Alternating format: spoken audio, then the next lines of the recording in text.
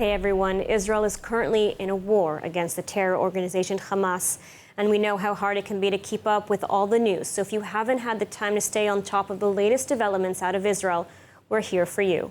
I'm Lajar Gavelazi, and this is ILTV's Weekly Review. The war to defeat Hamas has reached Beirut as the deputy leader of the terrorist group's political arm, Salah al-Arouri, was assassinated in an attack widely attributed to Israel. Hamas and Hezbollah vowed revenge. Meanwhile, the army has not taken its eyes off the main strategic goal in Gaza, to capture or kill Hamas military leadership in Khan Yunis. More from ILTV's Steve Leibowitz. The message from Israel: we will find Hamas leaders and take them out wherever they are. The message made a loud bang in the Beirut suburb of Dahia with the assassination of Hamas deputy chief Salah al-Arouri. According to Lebanese reports, an Israeli drone flew into al-Arouri's apartment and exploded inside, killing him and 6 others. One U.S. official said it was most likely the first of many covert strikes Israel will carry out against Hamas officials or operatives abroad. Israel has not officially commented on the strike, but 2 senior U.S. officials reportedly told the New York Times that Israel was responsible. I think it should be clear. Israel has in the past, of course, dealt with terrorists when they're in foreign countries. And the truth is, I think you'll find that my Prime Minister, my Defense Minister, my Chief of Staff have all said in the past that terrorist commanders involved in killing Israeli civilians, anyone involved in the October 7th massacre, is a legitimate target. In November, Prime Minister Netanyahu said he had instructed the Mossad to act against the heads of Hamas wherever they are, in the wake of the Hamas October 7th assault on southern Israel. Defense Minister Gallant said that all Hamas leaders are living on borrowed time. The war on Hamas is worldwide. It must be clear that this was not an attack on the Lebanese state. It was not an attack even on Hezbollah, the terrorist organization. Whoever did this did a surgical strike against the Hamas leadership. Based in Lebanon, 57-year-old al-Arouri was deputy head of the terror group's political bureau and considered the de facto leader of Hamas's military wing in Judea and Samaria. Al-Arouri was certainly a party to planning October 7th and also helped plan the June 14th kidnapping and murder of 3 Israeli teens, leading to Operation Protective Edge in Gaza, as well as numerous other terrorist attacks. He had served several terms in Israeli jails and was released in March 2010 as part of efforts to reach a larger prisoner swap for captured soldier Gilad Shalit. After spending time in Turkey and Syria, al-Arouri eventually moved to Beirut. From there, he manages Hamas's military operations in Judea and Samaria, including the financing of terror attacks. He was considered the Hamas official most closely connected to Iran and the Hezbollah terror group in Lebanon. 2 leaders of the Hamas armed wing in Lebanon, Samir Findi and Azam al-Akra, were among those killed in the blast. Israel is on alert for potential retaliation for the killing of al-Arouri, but there is no call-up of reserves and no special instructions to northern residents. On the ground in Gaza, the IDF is pressing forward in the Khan Yunis area, and Hamas leadership believed to be operating from tunnels beneath the city. The IDF captured an intelligence center that was heavily guarded by Hamas gunmen armed with anti-tank weapons and mortars. Givati troops battled Hamas operatives in close-quarter combat and located dozens of tunnel shafts. Soldiers also nabbed several Hamas operatives hiding among civilians in the Khan Yunis area. After being questioned, it was revealed that some of the prisoners had participated in the October 7th massacre in southern Israel. Experience the power of truth with ILTV News. If you're looking for quality content and captivating visuals, join our news community and become an integral part of our team as we embark on a mission to unveil the real Israel, dismantling the web of lies and misinformation that surround reporting on Israel. By subscribing to ILTV News, you will not only have access to the latest updates, but you will also amplify our message, creating a ripple effect that carries the truth far and wide. Subscribe today and help reshape the narrative. Available on the web, Android, and Apple. And on Israel's other fronts, in the north, the IDF confirmed it hit military targets in Syria overnight in response to missile launches from Syrian territory. Meanwhile, on the southern front, Iran sent a warship into the Red Sea after a U.S. ship confronted its Houthi allies in Yemen, attacking merchant shipping in the critical international waterway. The U.S. and Iran could be set to face off. We hear more from ILTV's Steve Leibovitz. The deployment of the Iranian al-Arouri warship occurs just one day after U.S. naval forces repelled a Houthi assault against a Maersk cargo vessel traversing the Red Sea, killing 10 Houthi attackers. The Iranian move comes against the backdrop of repeated missile and drone attacks against Israel from Houthi rebels in Yemen and Houthi attacks on merchant shipping in the critical international waterway. Last month, the U.S. set up a multinational naval task force for the Red Sea following a flurry of missile and drone attacks by Yemen's Iranian-backed Houthi rebels on merchant shipping in the waterway, which led shipping companies to suspend passages through the area. U.S. and allied ships are now escorting commercial vessels through the waterway. A potential attack on Houthi bases in Yemen is reportedly being considered by the U.S. The Houthis say the attacks are in solidarity with Hamas in the Gaza Strip. Meanwhile, intense clashes continue on the northern border with Hezbollah in Lebanon. At least 3 more Hezbollah terrorists have been killed in the South Lebanon village of Khora. The IDF carried out a series of strikes. The action followed the wounding of 5 IDF reservists in attacks near the town of Adamit along the border. Air Force fighter jets and other aircraft struck military sites, rocket launch positions, and other infrastructure belonging to Hezbollah across southern Lebanon. Iranian dissidents such as Ved Bsei are raising the alarm about the dangers of the Islamic Republic and all of its proxies. Bsei, now in Israel, addressed Israel's Knesset with a warning about the need to target the head of the snake, the Islamic Republic of Iran. Bsei previously made headlines for a months-long hunger strike outside the UK's Foreign Office, demanding the designation of the IRGC as a terror group. And again, when he raised the Israeli flag in the UK, only to be violently attacked by a pro-Hamas mob. Now, here to speak with us in the studio is Ved Bsei. Ved, thank you so much for joining us today. Thank you for having us.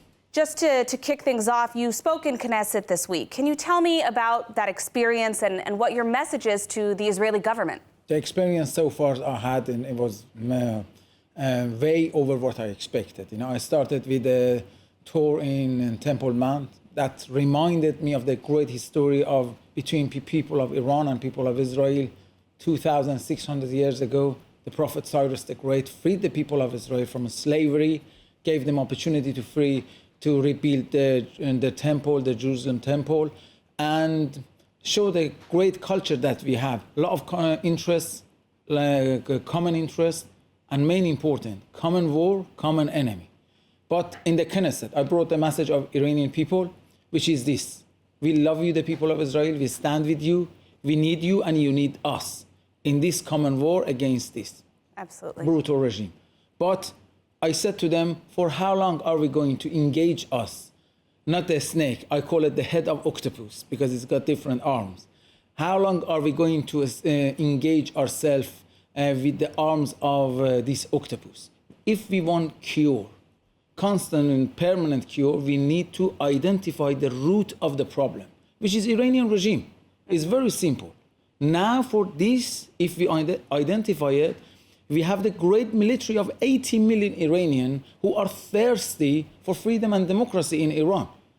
Give them a little bit support, they do the job for us, for them and for the world inside of Iran. Don't be afraid to target IRGC side inside of Iran. That's what I said to the leaders of Israel. Don't be afraid to target nuclear sites of Iranian regime inside of Iran and the House of High Officials. Iranian people embrace that and take that opportunity, and they finish the job for us and they hit the head of octopus inside of Iran. Obviously, one of the issues on the agenda for Israelis here on the ground is what is the possible solution to this issue in the Gaza Strip? You've spoken about the need to target the head of the octopus, as you put it. Did you propose any kind of solutions regarding Gaza specifically, or you're more focused on the general goal of the head of the octopus? No, the head of octopus is the general goal if we need a cure, a permanent cure. But at the moment, we are going step by step. Of course, we have to eradicate Hamas and Hezbollah. We can't ignore Hezbollah from the other side. And look at the situation in Syria. Iranian regime turned Syria into the terror zone to distribute his terrorist forces and equipment military against Israel. So we have to clean the sides around the borders of Israel step by step. And if this time we are going to give the key of Gaza to someone, we have to have control on that. We cannot just look what happened in 2005. We hand over the key of Gaza to Palestinians, and they handed over to whom? Iranian regime, Hamas. And what they turn?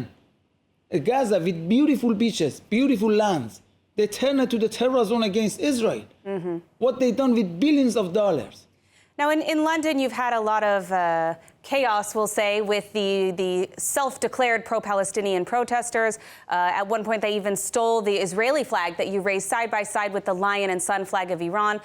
What is your take on these pro-Hamas, ultimately, protests that we've seen in Europe? This is the alarm bell for European leaders, because before October the 7th, I said they were in deep coma. Now is the alarm bell. I think they start waking up and open their eyes. They have to see the influence of Iranian regime on their soil. How much they are spending in these Islamic centers, in these mosques, to brainwash our youth. And this is the result of not just 1 day, 2 days. It happened overnight. 40 years activity of Iranian regime, and we in the West being too soft for too long. I would like to add something else about today's explosion in Qasem Soleimani 4th anniversary. I believe with the history of Iranian regime that I know this was inside job. Israel's operation is always targeted.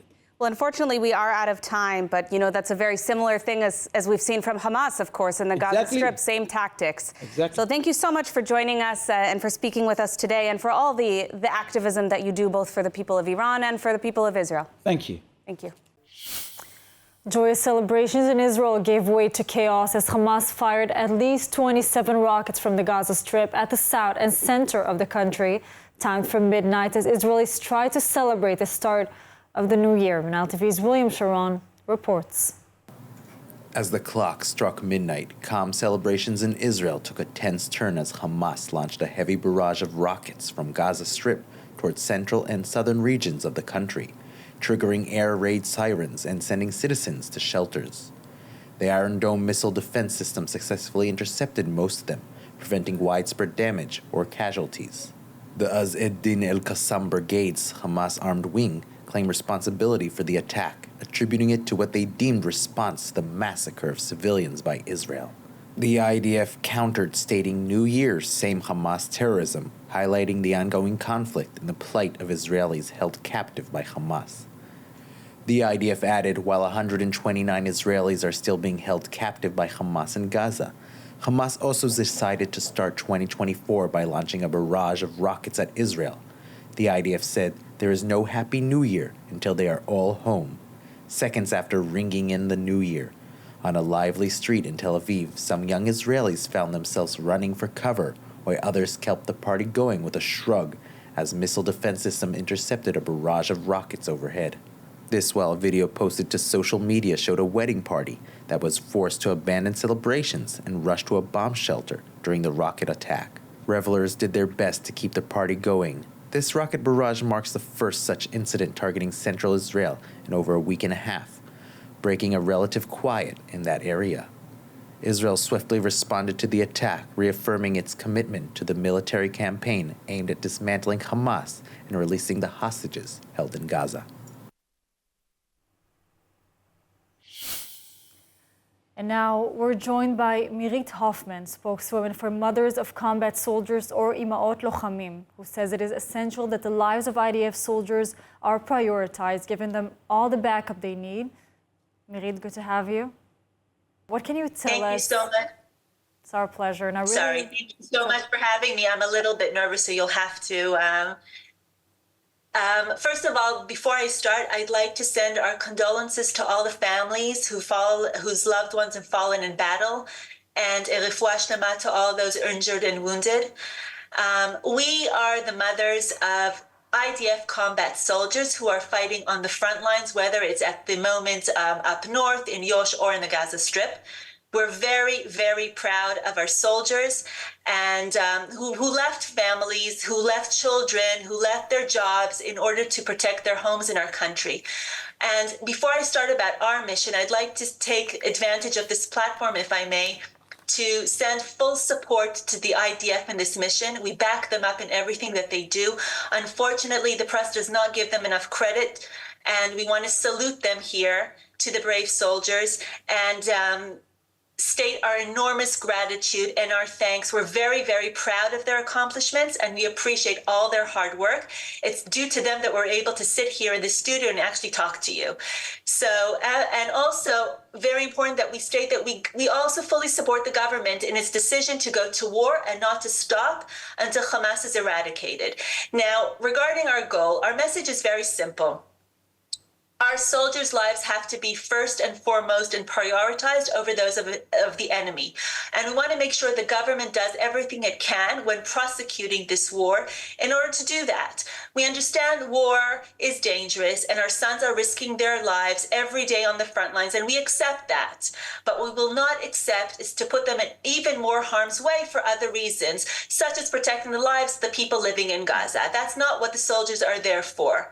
That's Hamas's job. Hamas is using them as human shields, and we shouldn't be the ones having to deal with that.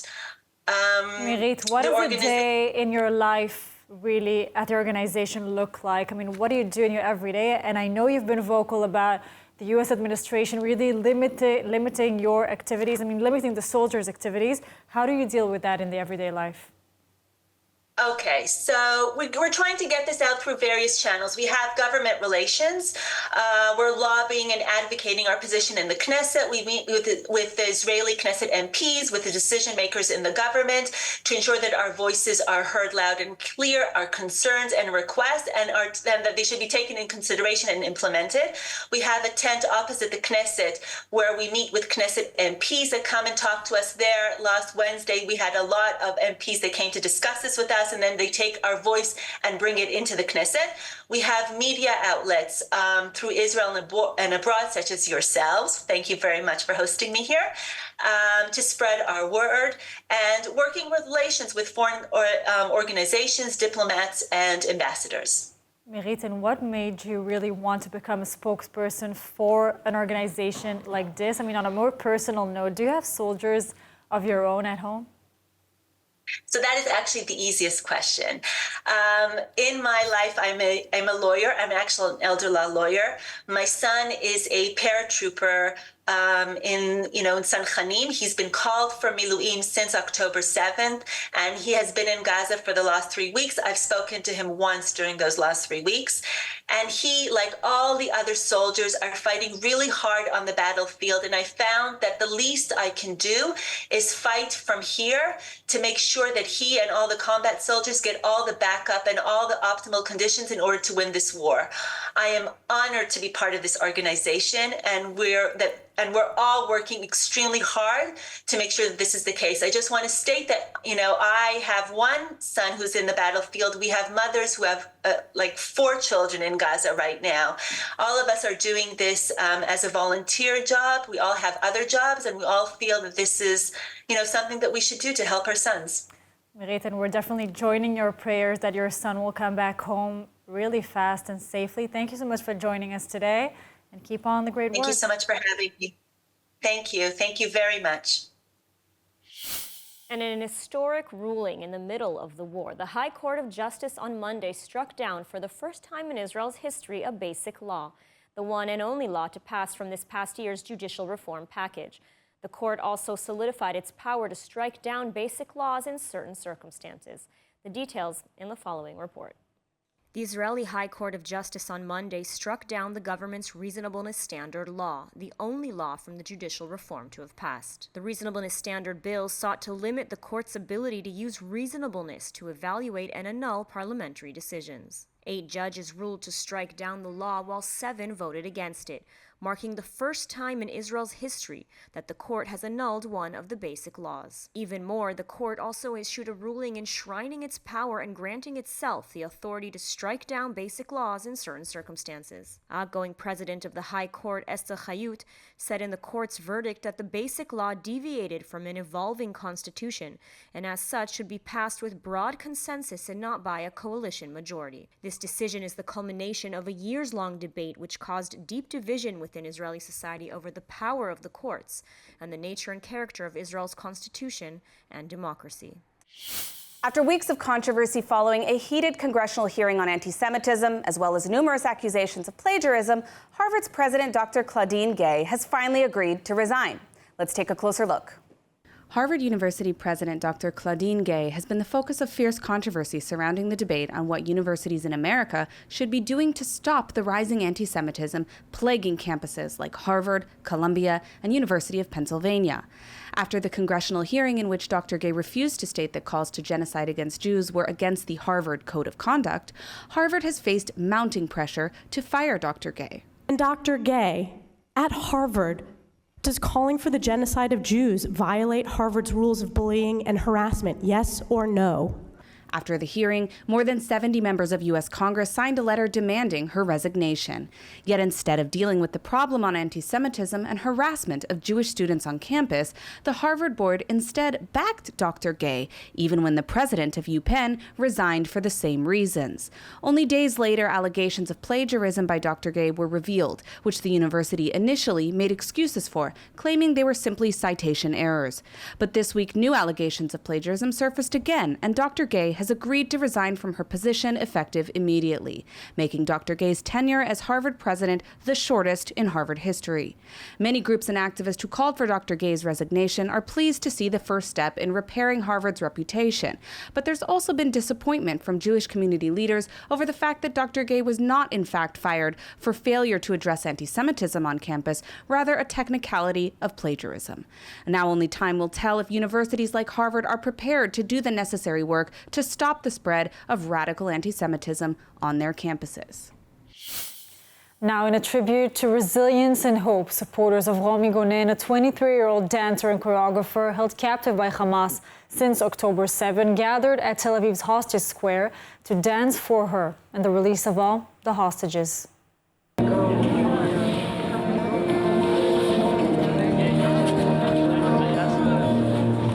Today we arranged a dance lesson here in Tel Aviv. It's for Romi Gan, our friend that was kidnapped on October 7th from the party in Reim. So we're all here dancing for her. In a heartwarming display of solidarity, friends and supporters of Romi Gan, a 23-year-old dancer and choreographer held captive by Hamas since October 7, gathered at Tel Aviv Hostage Square on Sunday. Despite the somber circumstances, they organized a dance class in her honor, transforming the square into a symbol of resilience and hope. I think the biggest wish is for everyone to come back, everyone to be in their home. We want to celebrate with them. That's our wish. As the music echoed through the square, the rhythmic movements conveyed a shared aspiration for a brighter future. Attendees and onlookers alike hoped that 2024 would bring an end to the painful chapter of uncertainty surrounding Romi and other hostages held in Gaza. My wish for the new year is for all the hostages to be released right this second, Hamas to be eliminated, and for my brother to come home from Gaza. That's what I want for the new year. And the safety for the Jewish people all over the world. I'm from America, I live in London, and it's a scary place for Jews now. I feel at home here in Israel, and I just want that there to be peace and safety for the Jewish people.